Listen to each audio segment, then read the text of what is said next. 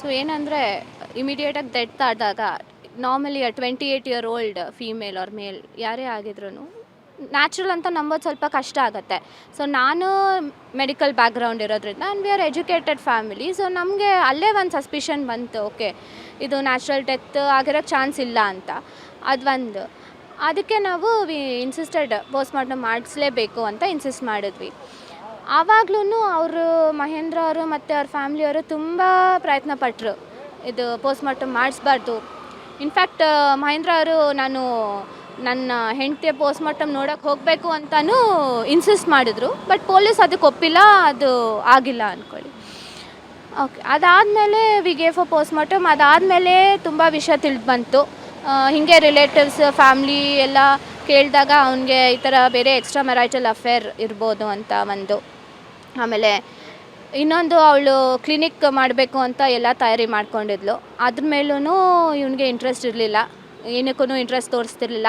ಅವಳು ತುಂಬ marriage certificate ಮಾಡಿಸ್ಬೇಕು ಅಂತ ಕೇಳಿದಾಗ್ಲೂ ಓಕೆ ಮಾಡ್ಸೋಣ ಅಂತ ತಳ್ಕೊಂಡೇ ಬಂದರು. ಕೊನೆಗೆ ನಮ್ಮ ಅಪ್ಪನೇ ಹೋಗ್ಬಿಟ್ಟು ಮುಂದೆ ನಿಂತು ಮ್ಯಾರೇಜ್ ಸರ್ಟಿಫಿಕೇಟೆಲ್ಲ ಮಾಡಿಸ್ಕೊಂಬಂದರು. ಅದಕ್ಕೂ ಆಸಕ್ತಿ ತೋರಿಸ್ತಿರ್ಲಿಲ್ಲ.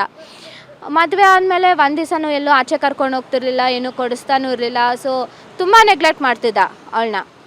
ಹಂಗಾಗಿ ನನ್ನ ಹತ್ರನೂ ಹೇಳ್ಕೊತಾ ಇದ್ಲು ಅವಳು ಯಾವಾಗ್ಲೂ, ಐ ವಿ ತಗೋ, ಸುಮ್ಮನೆ ಸಿಂಪಲ್ ಥಿಂಗ್ಸ್ಗೂ ಅಷ್ಟೇ. ಇವಾಗ ಎಲ್ಲರಿಗೂ ಗ್ಯಾಸ್ಟ್ರೈಟಿಸ್ ಅನ್ನೋದಾಗತ್ತೆ, ಸೊ ಅದಕ್ಕೂ ನೀವು ಐ ವಿ ತೊಗೊಳ್ಳಿ. ಇವಾಗ ಪೀರಿಯಡ್ಸ್ ಮೇನ್ ಆಗುತ್ತೆ, ಅದಕ್ಕೂ ನೀನು ಐ ವಿ ತಗೋ ಅಂತ ಇನ್ಸಿಸ್ಟ್ ಮಾಡ್ತಿದ್ದ ಅವನು.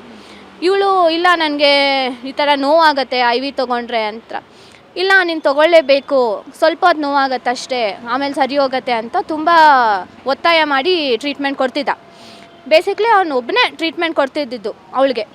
ಇವಾಗ ಸುಮ್ಮನೆ ಪ್ಯಾರಾಸಿಟಮಾಲ್ ಇನ್ಫ್ಯೂಷನ್ ಕೊಡೋದು, ಪ್ಯಾಂಟಪ್ರಜಾಲ್ ಇನ್ಫ್ಯೂಷನ್ ಕೊಡೋದು, ಇವೆಲ್ಲ ಆಮೇಲೆ ತಿಳಿದು ಬಂತು ನಮಗೆ.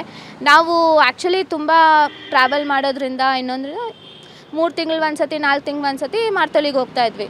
ಸೊ ಇವೆಲ್ಲ ನಮ್ಗೆ ಅಷ್ಟೊಂದು ಗೊತ್ತಾಗ್ತಾ ಇರಲಿಲ್ಲ ಆವಾಗ, ಬಿಕಾಸ್ ಅವನೇ ಟ್ರೀಟ್ ಮಾಡ್ತಿದ್ದಿದ್ದು. ಏನೇ ಡಿಸ್ಕಷನ್ ಇದ್ರೂ ಅವ್ರ ಜೊತೆನೇ ಮಾಡ್ತಾ ಇರ್ತಿದ್ದು, ಹಸ್ಬೆಂಡ್ ಜೊತೆ. ಸೊ ನಮ್ಗೆ ಅಷ್ಟೊಂದು ಅವೇರ್ನೆಸ್ ಇರಲಿಲ್ಲ ಇದ್ರ ಬಗ್ಗೆ. ಆಮೇಲೆ ತಿಳಿದು ಬಂತು ಇವೆಲ್ಲ. ಆಮೇಲೆ ಇವಾಗ FSL ರಿಪೋರ್ಟ್ ಬಂದಮೇಲೆ ಇವಾಗ ಹಿಂಗೆ ಅಂತ ಗೊತ್ತಾದ ನಮಗೂ ತುಂಬ ಶಾಕ್ ಆಗಿದೆ ಈ ವಿಷಯ. ಸೊ ಆ್ಯಂಡ್ ಅವ್ನ ನಡವಳಿಕೆ ಎಲ್ಲ ಮ್ಯಾಚ್ ಮಾಡಿದಾಗ ಓಕೆ ಹಿಂಗೆ ಗೊತ್ತಾಯಿತು.